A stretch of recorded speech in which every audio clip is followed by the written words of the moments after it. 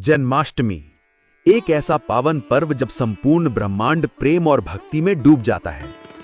ये वो रात्रि है जब अंधकार को चीरकर धर्म का प्रकाश अवतरित हुआ। ये वो क्षण है जब मथुरा की जेल में एक नन्हा शिशु अपने साथ आशा और मुक्ति का संदेश लेकर आया। वो और को ही नहीं, स्वयं भगवान श्री कृष्ण थे। मुख्य कथा। अत्याचार का समय।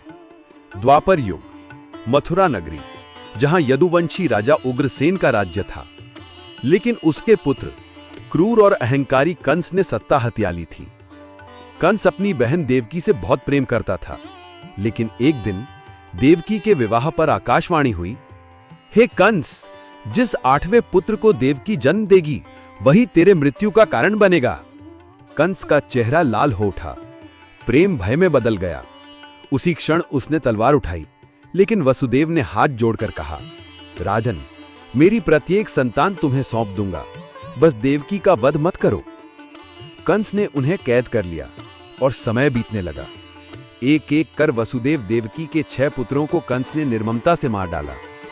7वां गर्भ योग माया की लीला से रोहिणी के गर्भ में स्थानांतरित हुआ। वही बलराम बने। कृष्ण का दिव्य आगमन। अब समय आया 8वें पुत्र का। भाद्रपद मास की अष्टमी तिथि, आधी रात को मथुरा की जेल में गहरा अंधकार था, लेकिन आकाश में घने बादलों के बीच बिजली चमक रही थी। चारों ओर शांति थी, और तभी एक दिव्य प्रकाश ने पूरी कोठरी को आलोकित कर दिया। वसुदेव और देवकी ने देखा, उनके सामने 4 भुजाधारी, शंख, चक्र, गदा, पद्म धारण किए भगवान विष्णु प्रकट हैं। उन्होंने कहा, माता पिता, मैं तुम्हारा पुत्र बनकर आया हूं, ताकि अधर्म का नाश करूं, धर्म की स्थापना करूं। अब तुम मुझे गोकुल में नंद और यशोदा के घर पहुंचा दो। क्षण भर में वो रूप एक सुंदर नन्हे बालक में बदल गया। देवकी की आंखों से आंसू बहने लगे। वसुदेव के हृदय में दृढ़ संकल्प जागा।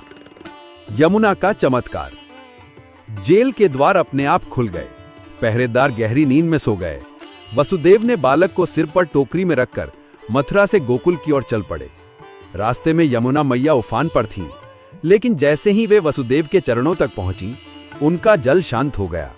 लहरें झुक-झुक कर नन्हे कृष्ण के चरण पखारने लगी। गोकुल में आनंद। गोकुल पहुंचे। वसुदेव ने नंद बाबा के घर यशोदा के पास सो रहे नवजात कन्या को उठाया और अपने पुत्र को वहां छोड़ दिया।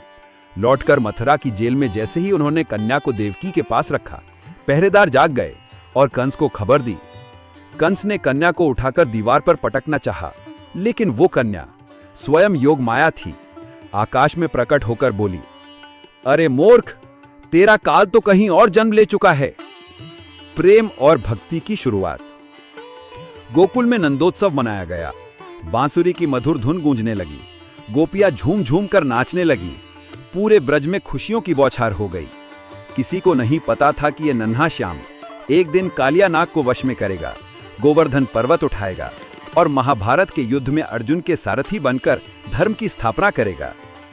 समापन।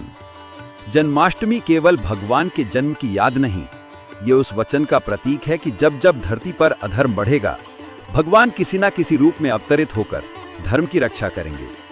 इस पावन दिन पर हम सभी के हृदय में भी प्रेम, करुणा और सत्य का जन्म हो, यही श्री कृष्ण के जन्म की सच्ची आराधना है। दोस्तों, अगर आप श्री कृष्ण को सच्चे दिल से मानते हैं तो इस चैनल को लाइक और सब्सक्राइब जरूर कर देना।